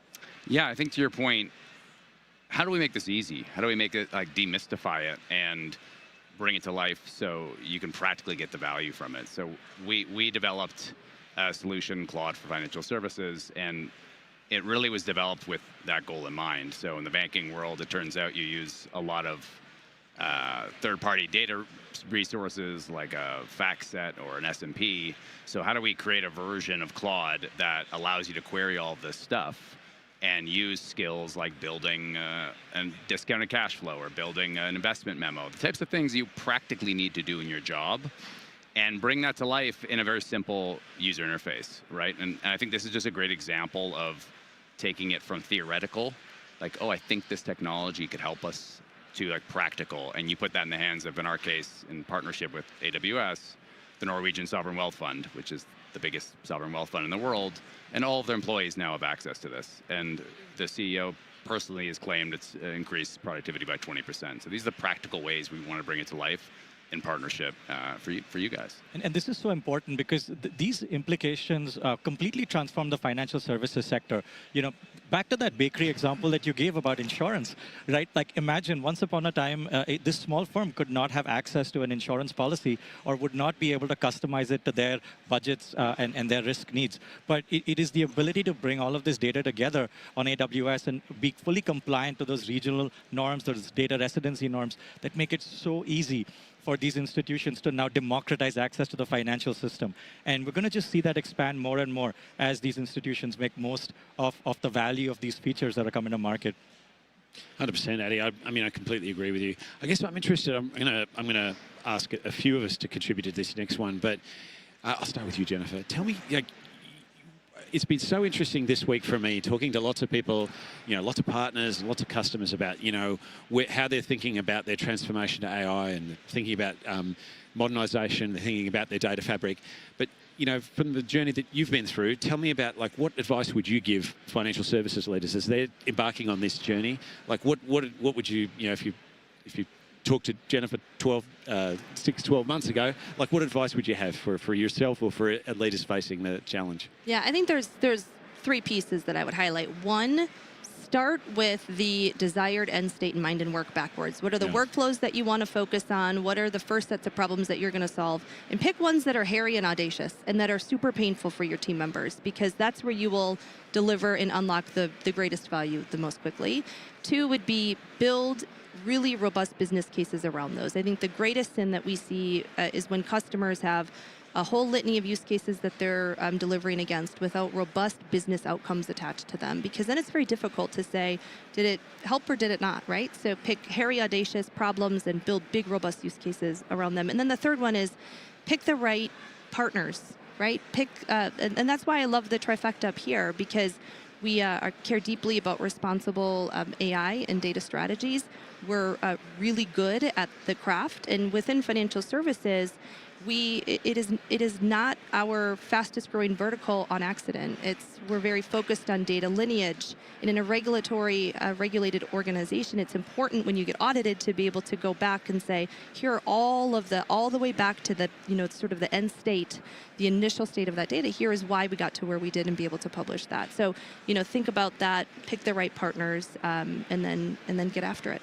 Profound, Jennifer. Thank you. JP, how about you? What's your take on that? I'm completely aligned with Jennifer. The only thing I'd add, and one of the biggest missteps we see in working with our partners, is discounting the importance of change management, and this and also demystifying this. So I'll give you a very simple example. For if you're trying to drive more engagement in your own firm, and you're trying to drive greater adoption and top-down buy-in. The cool thing with this technology is it's so easy to do demo that will blow the minds of leadership. And I mean, I've done something as simple as, hey, I've uploaded my personal financial information. I've scrubbed a bit of it for the purpose of this demo. And I'm building an interactive retirement calculator and wealth management tool before their eyes. Historically, to do this type of thing would have been a huge lift. So you practically would never have done that. Now, you could use Claude Code through Bedrock and spin that up in 5 minutes, whether you have a coding background or not. So not only demystifying, but then thinking about, to Jennifer's point, whatever you develop, having some sort of change management plan in place, right? People are nervous about this technology. Is this going to take my job? I don't know, this thing you're introducing, what are the implications? Being really thoughtful in how you train them to use it, and like any other tool, and just making sure they understand this is designed to support them, and amplify them, not replace them. Well said, JP. I totally agree with you. Eric, you have spent a lot of time with customers and partners this week, and you've been talking about this journey to a lot of them. I'm interested, financial services and other industries. Tell me, what have you heard this week from customers and partners, and thoughts you have on this topic? Yeah, I mean, it reiterates a lot of what JP and Jennifer said, but I think the most important is really that it does start with that business objective, particularly those that have been most successful on this journey. It's not even at the solution level, right? If you take an example from, say, the energy and utility space, let's say you have an oil and gas customer, a lot of times the technology is there to achieve what you're trying to get to, and so don't get buried in the weeds of what is the data foundation and the AI tools. Obviously, our three organizations can help with that. What's more important is what's the outcome, and it might not even be a solution of, say, a subsurface oil reserve discovery platform. The business outcome is actually, let's try to discover the reserve 10% faster or with 20% greater efficiency. And then the solution to that is the subsurface discovery platform, which is then built on the Gen AI technology using things like Databricks, Anthropic, and AWS. So not losing sight of the forest and the trees, and keeping the business outcome that you're driving towards front and center, I think, is the most important thing. Well said, Eric. I mean, I totally agree with you. I can't believe we're nearly out of time. We have so much more to get to this afternoon. This has been such a star-studded and written thoughts from you, JP. Anything else that's really stood out to you this week that you wanted to let people know? I'm really interested in your thoughts. Yeah, so there's been a lot of amazing things I've seen this week, and a lot of bleeding-edge technology. And even with all of that, the simplest piece of advice I'd give is start using this now. And I mean, download some of these apps on your phone and push them to the limit. I'll take a photo of a dent in my car, and I'll be like, how much would that cost to fix? And it tells me that model of that car. So you're just building the muscle as an individual, because whatever you're trying to achieve within the organization, the number of times I talk to executives, and I'm like, how are you using this in your day-to-day life? And they're like, oh, I'm not really. Just do it, build the muscle, and then that will help you tremendously as you're trying to translate that into the organization that you're working at. That's my one piece of guidance. Great call. Jennifer, what do you think? Yeah, I mean, I totally agree, and I think I'm ambitious about the pace, the accelerated pace in which I'm experiencing this week. Everyone's wanting to move quicker, faster, be more thoughtful, but also just deliver at a much more accelerated pace. And I think in doing that, you have to be thoughtful on what is your plan of execution, who do you have at the table, what are you tackling, and being really thoughtful and diligent about that will set folks up for success. Thank you so much, JP, Jennifer, Eric, Addy. What a fantastic time. Great conversation. Thank you for joining us on Industries Live. We have Monks up next. Thank you for making us part of your day. Stay tuned just for a few more minutes, and we'll be back shortly. Thanks a bunch.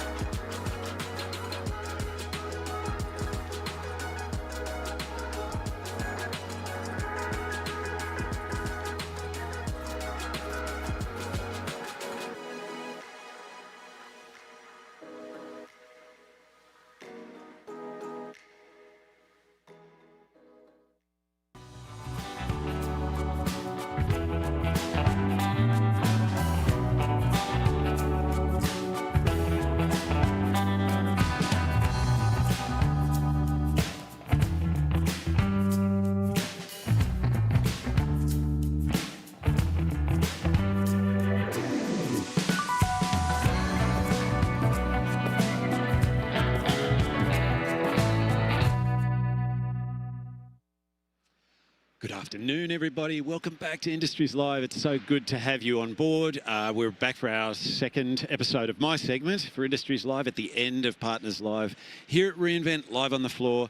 For those of you who haven't watched before, Industries Live is our every second week live streaming show where we talk to customers and partners about what they're seeing in the industry, what's happening in their business, the transitions, the dynamics, all of the interesting things that are going on in their world. It's been a fantastic year. This is our anniversary show, which I'm very excited to be here. 12 months ago, we kicked off this show, and it's been a wonderful 12 months. But it's so great to be back in person, live at reInvent, where all the buzz is. You can see behind me, people everywhere, grabbing their lunch and talking and having rich conversations and doing all sorts of stuff. It's been quite an incredible week, and lots of announcements, lots of great friendships formed, all that sort of stuff. So I'm joined by an incredibly talented and charismatic panel. Next to me, I've got my colleague, Stuart. So, Stuart, why don't you introduce yourself? Yeah, hi, everyone. Yeah, back a year later. It's fabulous to be here. And I'm Stuart Lepkowski. I'm the Global Partner Strategy Leader for Telco, Media and Entertainment, Games, and Sports. And that also includes our betting business. Thanks, Michael. No worries. Great to have you back, Stuart. Stuart's been on since the beginning of the show last year, so great to have you back. I'm so excited to have Lewis on from Monks. Now, one of the things, we had Victoria, and Victoria, if you're out there watching, we loved having you on last year, but this year we've got Lewis on from Monks. Lewis, welcome. Thanks for joining us. Why don't you tell us perhaps just a little bit about yourself and maybe a little bit about Monks and what you do? Sure. Hi, my name is Lewis Smithingham, EVP of Telco, Media, Entertainment, Games, and Sports at Monks. Monks are a 6,000-person company. We are a mixture of traditional advertising services and marketing services, as well as a strong technology services practice. I sit between the two of them, doing lots of really exciting stuff. I think an actually more interesting story is how we first got involved with AWS. So back 2020, I had just joined Monks in January, and a certain thing happened in March that meant, as a person that works in entertainment who is heading up a live broadcast team, I got really, really worried. And I called up a friend of mine, actually Jason O'Malley. He's sitting over there. He's now at AWS. He was at the time working on a late night TV show. And I said, hey man, are we gonna all lose our jobs? Like, how are we gonna do live TV? And he's like, I don't know. And 3 days later, he calls me up and he says, Lewis, there's this article, you gotta read it.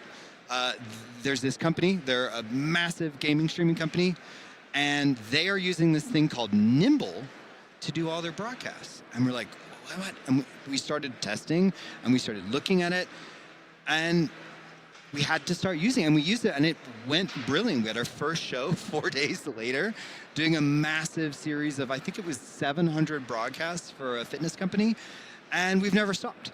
And now here at reInvent 2025, we're starting to look at how we can build on the software-defined systems we've been using for the last 5 years and bring AI into them to bring monetization to the fore across the board.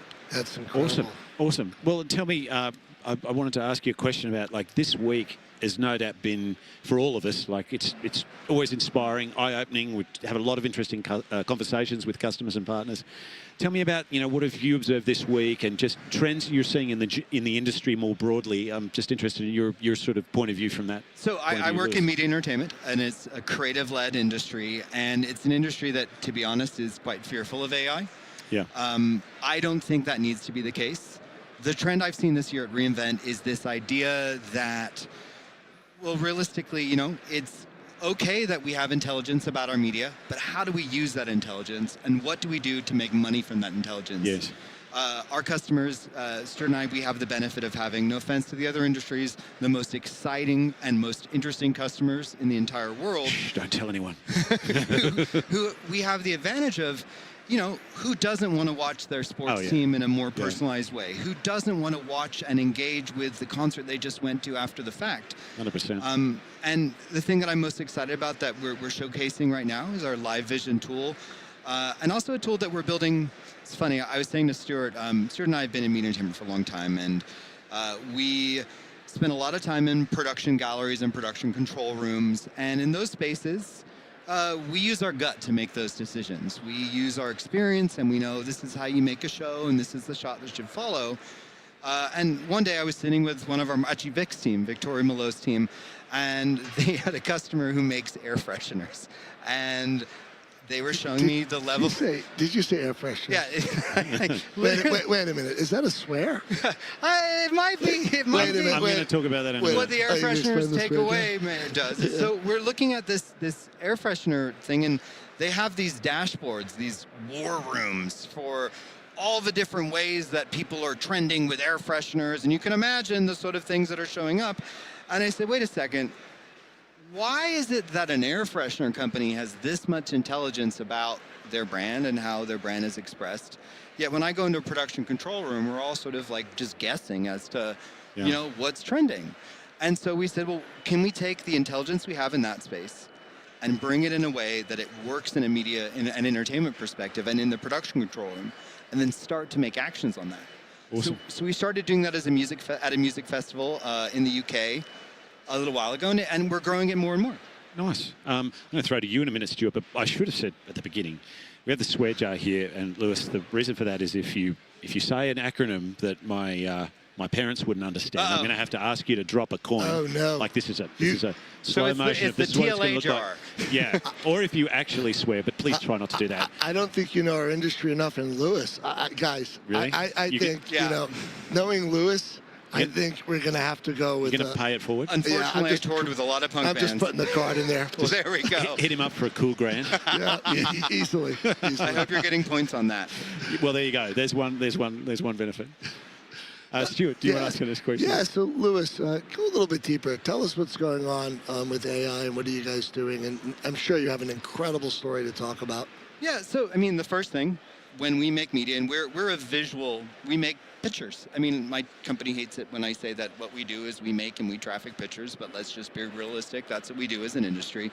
And so you have to first understand that. So we have a product called Live Vision that uses a combination of Nova and VSS tooling, so visual search and summarization tooling, to start to understand and catalog what that is. And we bring that into get the swear jar ready. A TAMS framework, if you're listening, Chris Swan, a TAMS framework that stands for Time Addressable Media Storage Okay, framework. you spelled it out, so that's okay. Yeah. I mean, I don't know if it counts. We've got the card in there. Yeah. And now the thing is, now we know what's in the media, but how do we know what to do with it? Yeah. So what gets really interesting is we start using tools like an Amazon API gateway to connect to all these different types of dashboards from different social platforms and scraping the web, and then we bring that into an Amazon Kinesis data pipeline, and then we start looking at how different people might want to engage with the property. So an example is I'm a sneakerhead. I spend far too much money on shoes, sorry. But I may not be a fan of the sport that sneakers are played in the most or used in the most. But I watch that sport a ton. I watch basketball a ton. Just check out the sneakers. Well, here's the thing. I'm still engaging with that media property, but I'm engaging it for a different reason. So can we take the sort of tooling, now that we understand what's in the frame, to actually produce highlights or even perhaps a personalized feed with specialized advertising? Because, hey, I just said I spent a lot of money on sneakers. There's probably a sneaker bike company that wants to advertise on that and personalize that. Yeah. So we connect all that tooling into a Deadline cloud. We did that for a festival last year. Produced an absurd amount of highlight. I think in the course of a weekend, something like 75,000 renders. Yeah, Lewis, what is that? Just for the audience. What is that Deadline Cloud? Deadline Cloud is a rendering platform and a rendering pipeline that allows you to take all sorts of different renders, queue them up in the way you would a render farm, but queue it up in the cloud so you have unlimited resources. You know, the sort of thing is when you're doing a massive festival in the UK, with a huge attendee headcount. We're talking in the upward, I think it's like 100,000 people that attend. When you're doing something like that, you have no idea how many renders you're going to have to do. Are you doing 5 renders or are you doing 20,000? Well, we did 75,000 renders, which is a lot. And, you know, that's going to set fire to any on-prem system we're going to have to use. And so, Stuart, we worked with your team with Deadline to look at how we could configure and set up for a highlights pipeline that would allow us to scale elastically into whatever the customer needed. Interesting. I mean, hyper-personalization has just been such a hot topic this week. Almost in every industry in so many different ways. Media entertainment and advertising marketing, like so many different use cases for hyper-personalization. and because we just have such a mound of data to work with, and AI just provides new access and new use cases on that data to provide a totally different experience, doesn't it? 100%. I mean, in that case, we were looking to drive a thing called reticketing. So with festivals, when people are annual, when people buy, they're most likely to buy their tickets is when they've had a good time right after the festival or during the festival. So we want to drive that reticketing window, and so it's really important to get their video takeaway to them really, really quickly. It wouldn't work if like 2 weeks later it was like, hey, remember we went to this 2 weeks ago? This allowed us to render it quickly and deliver it to them really, really quickly with personalization and tell them that journey so they could reticket and buy again. I think we drove an uplift of about 40% that year. Wow, Lewis, that's pretty incredible. Are there other stories that go a little deeper into some of our media sector? Yeah, I think part of this is we've talked a lot about, and there's a great booth over there around live cloud production. So part of this is I think historically we as an industry haven't exposed our signals to a space where we can actually use AI in them. You know, you may have this amazing personalization system available, but that's all well and good if you can't actually use the footage through it. And so true. A big part of what we look at, Stuart, is taking an end-to-end pipeline. So taking a media signal and bringing it in to a software-defined space so we can expose it to AI, so we can start to use it. So we've done that directly for a major sports broadcaster. We're working right now with a couple sports teams in major leagues to look at how they can actually engage with those media properties. Working a project right now, I'm super excited about this as a former editor myself, where before a game, we all know that highlights sort of follow a formulaic process, right? Yes. So you have, a shot of the kicker, a shot of the, whatever the goal, and then shot of maybe the crowd. Well, normally with an average large sports game in the United States will produce about 80 hours of footage for every hour of broadcast. Now, what gets exciting or not exciting is being an editor scraping through all of that, trying to look through all of that. When somebody's over your shoulder being like, when's it done, when's it done, when's the highlight ready, when are you ready, when are you ready? Well, what we're doing is our editors will actually write out sentences beforehand saying, okay, this is the shot, this is shot, this shot, and then Live Vision will search through that footage, looking for those shots, and then populate timelines so that editors are just ready to go and are searching, okay, this is the right combination. So that personalization drives it quickly. That's pretty incredible, and you're highlighting the strengths of cloud and how we're using different services to go end to end, and I think it's incredible that you give great examples in your explanation of the end-to-end process and what we're generating. Let's talk about what's next with Monks, Lewis. Anything interesting coming up? I mean, what we're really excited about, now that the Blackwells are available at a larger quantity, we're going to be bringing a lot of our tooling and being able to activate on that tooling at scale across AWS. Live Vision should be there, I think, in the next couple days, actually. We're really excited to bring that tooling because, to your exact point, Stuart, it's all well and good to have a very intelligent AI system, but if it can't access any of your stuff because it's sitting on dusty tapes in a corner or is running on literally copper wires, cool, that's not worthwhile. And so we're excited to bring all that tooling in an end-to-end pipeline for our customers.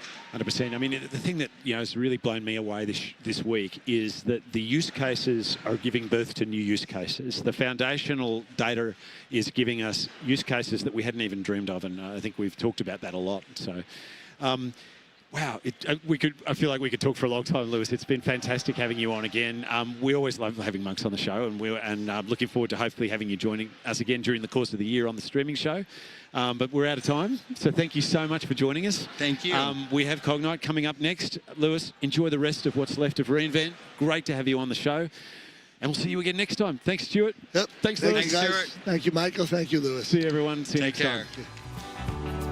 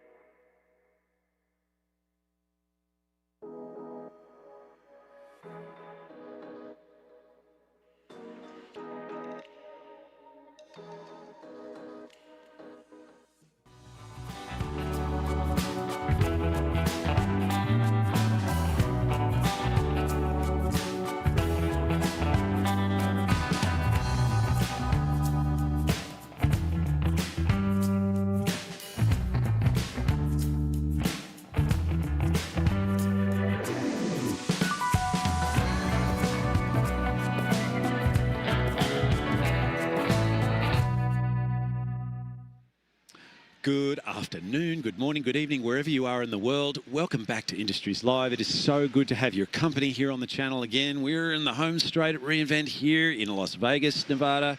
What a week it's been. It is our anniversary show of Industries Live. 12 months we've been doing this, and 12 months we've been talking to incredible partners about their business, what we're seeing in the industry, what they're seeing in their industry, what customers are asking them for, the transitions they're seeing, and all things. And every now and again we have a laugh on the side. So hopefully we'll get a few of those.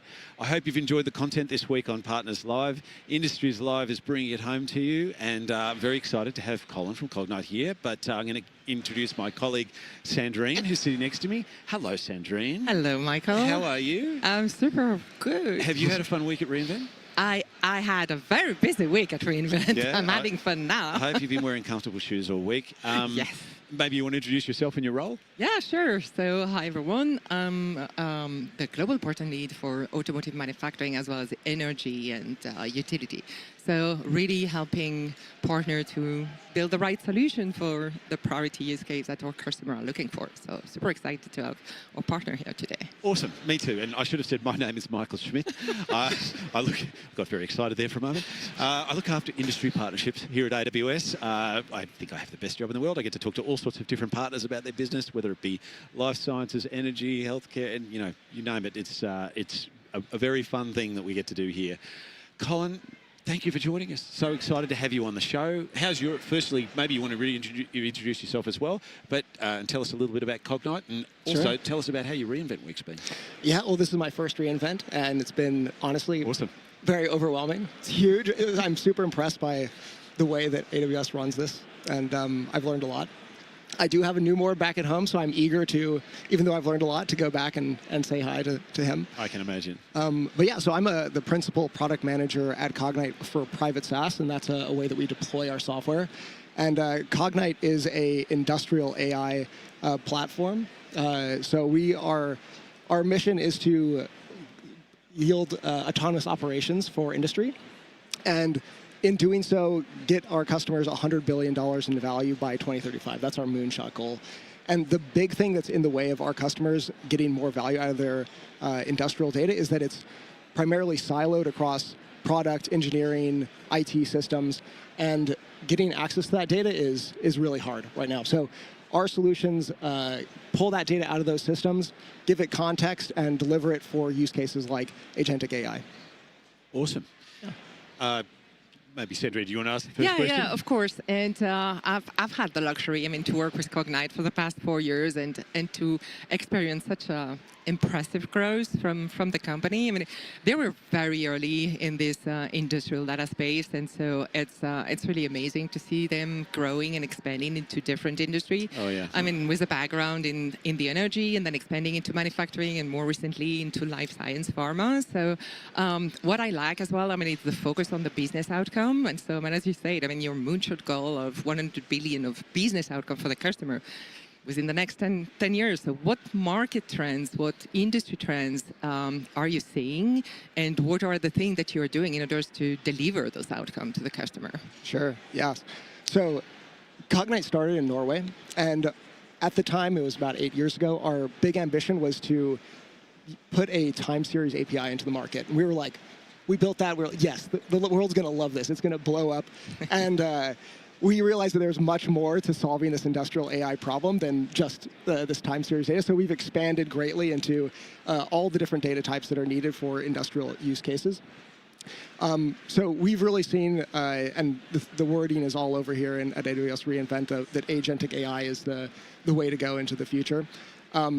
And we see that, like I mentioned, getting access to that industrial data is what's going to be necessary to get there. And a lot of our customers, or actually our customers' most valuable use cases that are going to be enabled on agentic solutions are subject to very high scrutiny and regulatory compliance requirements. So the product that I'm the manager for is called Private SaaS, where we deploy that software within our customers' managed AWS environment. So that trend of data access and security is increasingly prescient when we are trying to use it in agentic solutions. Awesome. I should point out, by the way, we have the swear jar here, and I do want you to know that I'm going to give a demonstration here. Here comes the swear jar. So the swear jar is not. I'm hoping we don't have profanity on this show, but if we do have acronyms that our viewers may or may not be familiar with, I'm going to ask you to drop a coin in the swear jar as a punishment. Just so you know, our former guest, in fact, our former host, Stuart, dropped his credit card in there. I was wondering at the time whether we had the key to the box. It seems like we don't. So Stuart's looking for someone to pay for his dinner. I hope you're good for that, Sandrine, because that credit card is not coming out of there anytime soon. Anyway, I digress. Colin, I'm really interested to understand a bit more about, like, you work very closely with AWS. We have a very tight partnership, and I've been lucky enough to be part of that journey and meet many of your executives and have a box or a bird's eye view, I guess, of your journey with AWS. But I guess I'm interested from your point of view, what's unique about sort of the value of the partnership from your point of view between AWS and Cognite, and tell me a bit about that from your point of view. Right. Yeah. So we're cloud native, and just from a foundational technology perspective, AWS's best-in-class services have helped us be performant and resilient to the standards of our customers. So that's a base technology enabler for us and really important for us. The other is in innovation. So we brought our Atlas AI solution, which is our agentic industry or industrial AI solution, to market earlier this year, and Bedrock AI has been really important as a foundational technology there.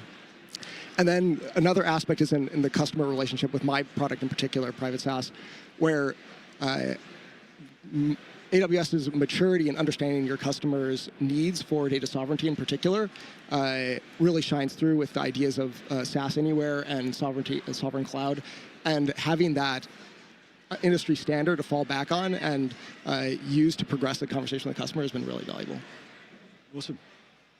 Yeah, so you were talking about, regulated industry, really, where you're seeing this traction and more, let's say, high level or higher value use case. Could you share maybe what are the initial feedback from some of the customer with whom you have tested the new innovation that we're working on together? Right. So where we are now with Private SaaS, we've rolled it out with 2 customers, big energy customers in the US and the EMEA.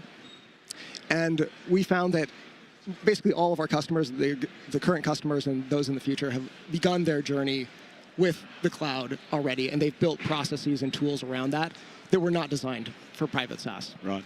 Right. And so we have to work with them to evolve into a joint operational model. And the technology is there. It's just getting over the fear of change and working with another person or another customer or a company to drive those forward. Yeah, it's funny.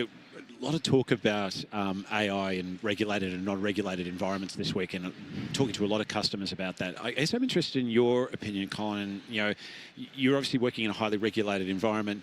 What we've seen a lot for particularly agentic AI use cases is there are just as many from what I've seen, what customers and partners have been saying to me is there are just as many use cases in regulated as in non-regulated environments, and sometimes compliance itself is the workload.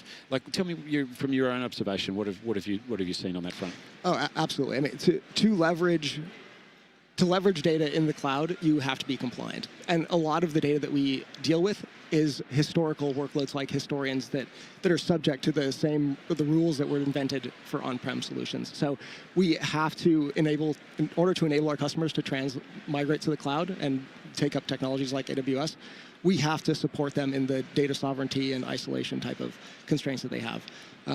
So that's absolutely required, regardless of if you're going to do agentic type workloads or not. Absolutely, and like you said, compliance itself is often the use case, in the sense that being able to. One of the things we've talked about a lot this week is that compliance in real time is almost becoming a workload in itself, in the sense that, anytime you've got a contractual obligation or a contractual agreement, there's a use case for compliance. And, whether historically something happened and you decided whether it was compliant, these days there's an opportunity I've seen across multiple industries where, you can actually monitor compliance in real time and look at use cases to actually test compliance against what's required in real time and consider it part of the workflow rather than just something that's, you look at afterwards for the after effect. I guess I'm interested in also, like you said, you're hearing that a lot from your regulated customers, but tell me any other thoughts on that front from your own perspective? Well, I'd like to think of it more as compliant by design. Yeah. And so that gets down to the underlying infrastructure that we present, but also the visibility that we give to our customers in terms of where that data goes, how it's being used. So there's the underlying infrastructure that enables that, but then there's also the tooling on top, like data products that exposes how data is curated, where it goes, what quality checks it has, and those naturally flow into compliance type workloads. 100%.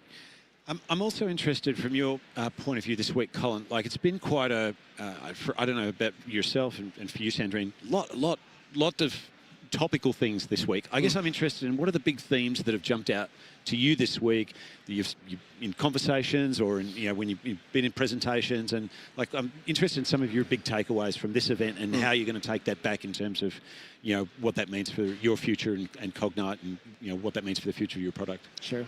Well, we've said agentic AI 20 times, and I'll say it 21 times. Yeah, maybe. There you go. That clearly the future of industrial transformation is in agentic AI, which is enabled by industrial robust data sets that are secure, compliant. And for our most security-conscious customers, our biggest customers, our most strategic customers, technologies like private SaaS are going to be a key enabler there. But like with all business initiatives, you should start small, prove value fast. Yes. Cognite has a quick start program that's exactly built for this. And if Cognite, we're very confident that Cognite will provide value for our customers.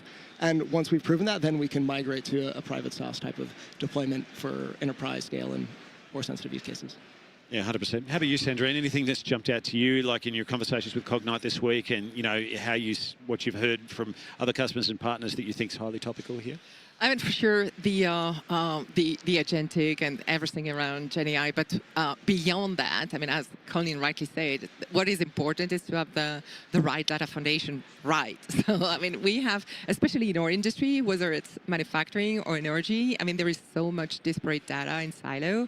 And so having the right platform, I mean, to make it available, contextualized, so that you can really get the right insight from it is what everybody is expected. So, I mean, talking about use case is something, but if you don't solve for the data foundation first, I mean, you're getting nowhere. So, I mean, this is why I've loved working with Cognite for the last 4 years, because it was clear from a vision standpoint that this was the right thing to start with. And then now we can benefit and enjoy what agentic can do for us on top of the platform. So. I would agree with you. I think the partnership has been so strong because we do have a shared vision, and I think that Cognite's kind of view of an appetite for innovation matches AWS's. So that's why I think it's just been such a fantastic partnership.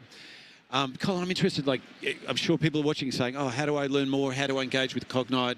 Like, tell me, what are your thoughts on, like, if people are interested to know more, what can they do? Yeah, visit our website. Yep. We've got lots of information there. You can find out.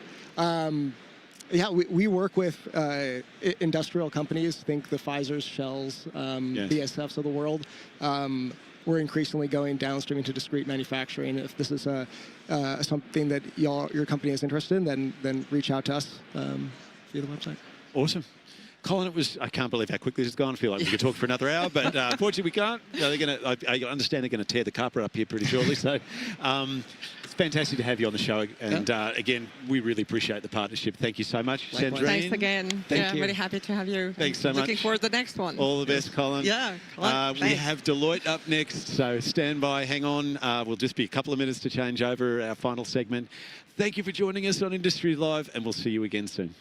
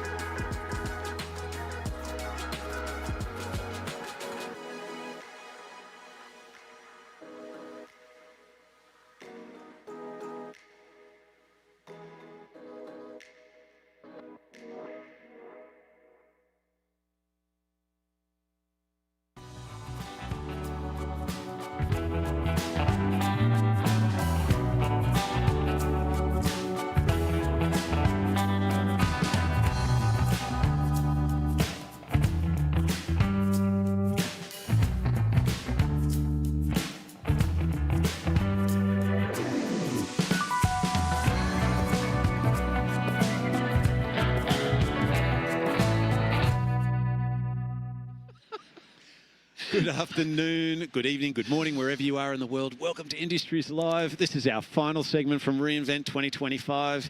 It's our anniversary show. It's been 12 months we've been doing reInvent. Oh, sorry, we've been doing reInvent. We've been doing reInvent for a lot longer than that. It's been a long day, long week.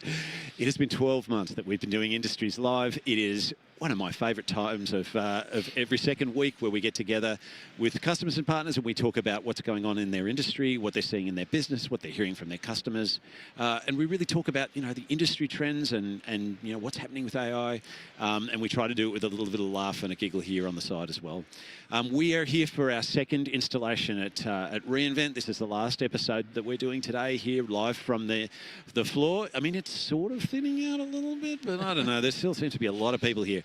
I understand that if we don't finish this episode on time, they're going to tear the carpet up right from underneath us. So I've been told very, very strictly, Michael, you must finish on time.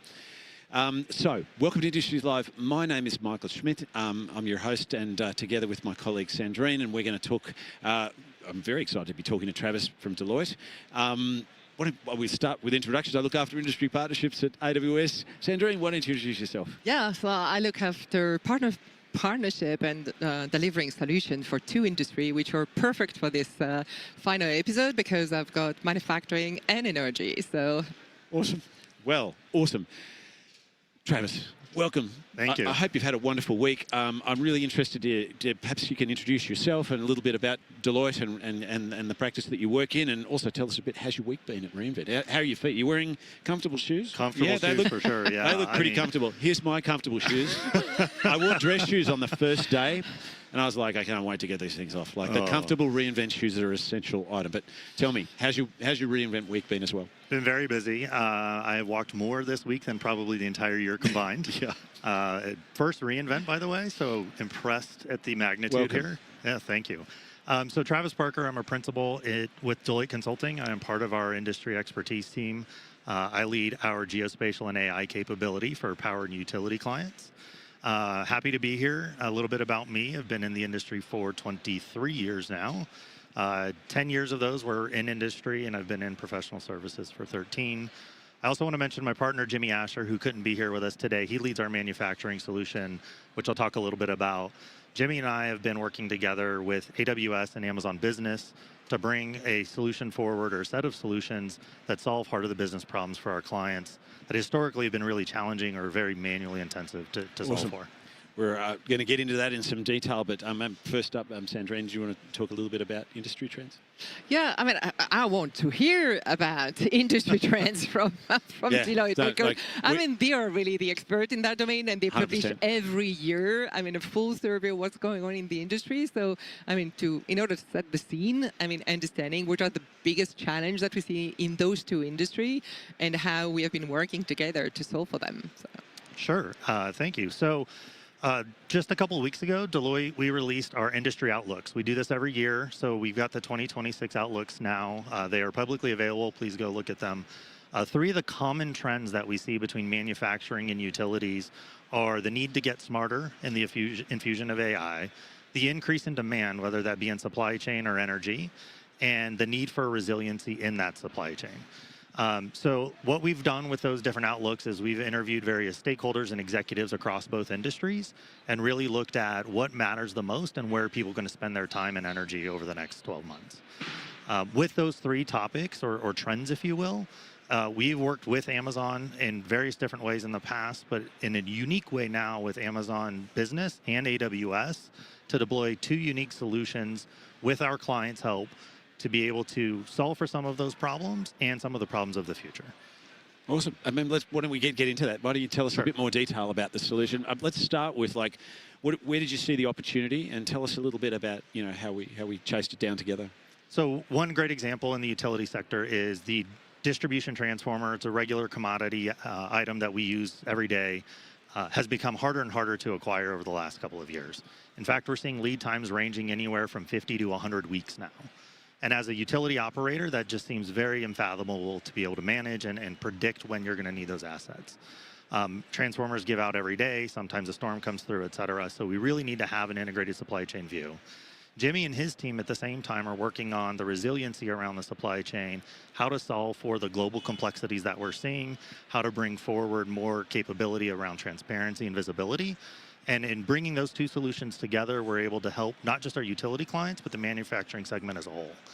A little bit more about the utility solution next, but before we go there, I think it's really important to emphasize that the partnership between Deloitte, AWS, and Amazon Business is what's really unique here. Yes. Deloitte bringing our industry expertise and our AI models with the tech and capabilities of AWS and the supply chain capabilities of Amazon Business. And maybe, sorry, but because I know that I mean we have been seeing some communication already, some PR around the announcement of the collaboration, and what has been the reaction so far from the market. I think I was excited. I'm being pinged myself to hear more about that. So I'm sure that a lot of people will come back to you, and we will see. I mean, how to reach out at the end of this, but just a sense of excitement around it? Lots of excitement. We've seen a lot of uptick in communication. My favorite story about all of this is the first call that we got from a client about how to use this weather modeling I'll talk about was from a national car wash chain.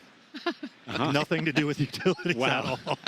But they wanted to deploy the same AI models and be able to leverage their supply chain as well. Okay, so Travis, talk me through. Just, I'm interested. Give me a walkthrough from beginning to end with Amazon Business, AWS, Deloitte.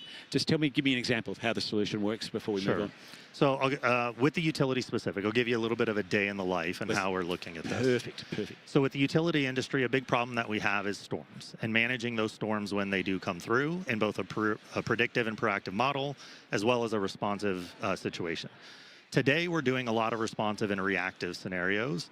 And in doing so, we're able to get power back on, for example, but it takes time and it takes energy. For instance, a power line may be down or a series of power lines, and we're going to have to go drive those roads manually to isolate where the problems are. Now, there's a lot of sensors in place today to help us with that, but that's just touching the tip of the iceberg in terms of what we can do with AI. So leveraging our vegetation management models, which we've had out for some time, we're using satellite imagery and ortho data of different kinds to be able to model in a 2D and a 3D way what the electric grid actually looks like, as well as the surrounding vegetation.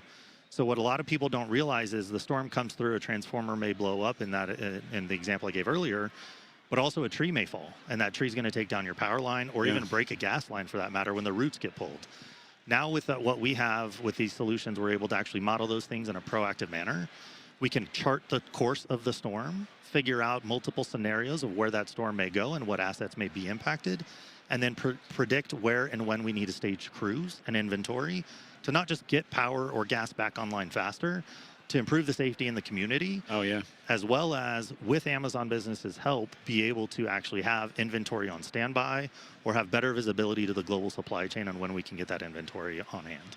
And the downstream sort of benefits of it, I mean, they're so multifaceted. I mean, obviously, reduction in downtime is the obvious one, but also for things like that, it's reduction in bushfires. It's reduction in, when power lines and communications are down, emergency services get complicated. Like the downstream benefits of being able to be more accurately predict these things and have that level of readiness are, the mind boggles. The sky's the limit. There's just a lot of dimensions to it to think about, isn't there? Yeah, there's so many. I mean, for us, it's really important, and coming from my community, serving in my local utility, the community implications are such an important factor. The safety first, above all else, in a utility, as well as the importance of getting that power back on. We have a lot of customers in the utility space that live on medical devices. They need heating in their homes. They need air conditioning in the summers. It's really important to get those restoration times down, but in a very safe and controlled manner. Excellent. I think it just triggered my memory because I've been in this energy and utility space for, let's say, more than 10 years. And I was at Cisco on smart grid, and then I was at GE working on innovation topic. And this topic within GE was really super hot, like 6-7 years ago. But what was not existing at that time? So we had solutions with LiDAR and vegetation from vegetation management. But the integration of the solution, the end-to-end integration with existing tool, existing ERP, or work order, all of this was not there. So all the tenders that was looking for it were just not responded to. So I'm super excited to have something end-to-end addressing this major problem for utilities. So it's not only the customer benefit, but from a utility standpoint and how they are addressing it, it gets to the next level now. Yeah, absolutely. And the integrations being there today are a significant step in the right direction. Yes.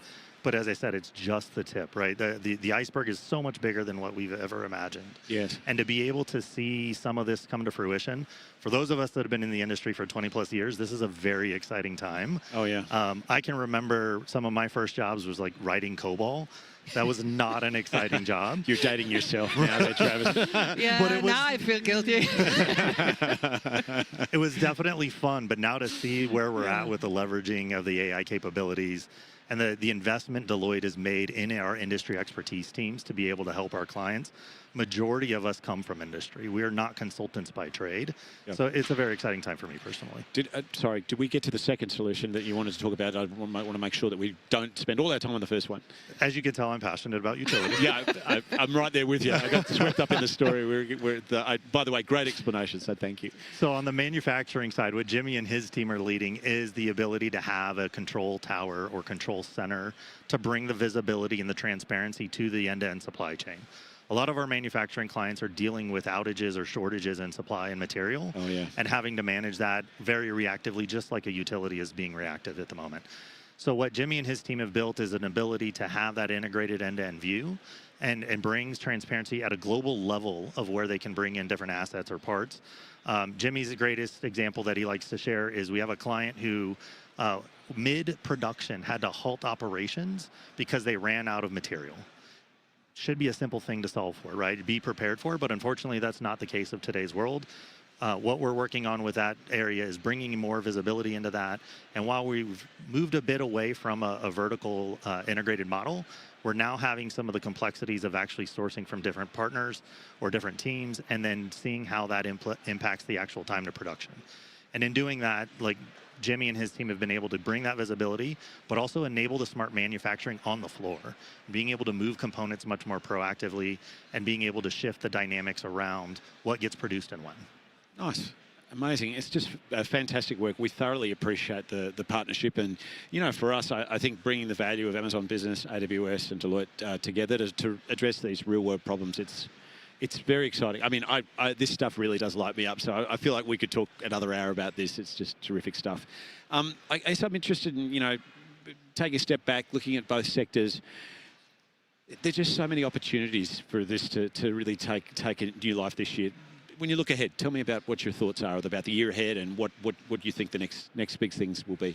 Yeah, so we've got an entire team dedicated to the concept of physical AI and looking at how we leverage physical AI in what we call a heart of the business problem and really solving for these things. What we're looking for is problems that require a significant amount of manual effort, a significant amount of time, and historically may not even have been solvable. We truly believe that leveraging AI and leveraging the industry expertise we bring, along with our clients, will help us change the way utilities operate, change the way manufacturing operates, and bring a much more resilient, reliable, and customer-happy situation to the market. Thank you so much, Travis, Sandrine. It's been an absolute pleasure. We are at the end of Industries Live for 2025 at reInvent and for Partners Live. It's been wonderful to be able to join you right from the floor here at reInvent. It's such a buzz to be live here in the room with all the action. We hope you've enjoyed the content. We look forward to joining you through the year with our live shows as well as our streaming shows for AI Live, for Industries Live, and of course for Security Live, our anchor show. Thank you again for joining us. Enjoy the rest of what reInvent has to offer, and we will see you next time. Goodbye.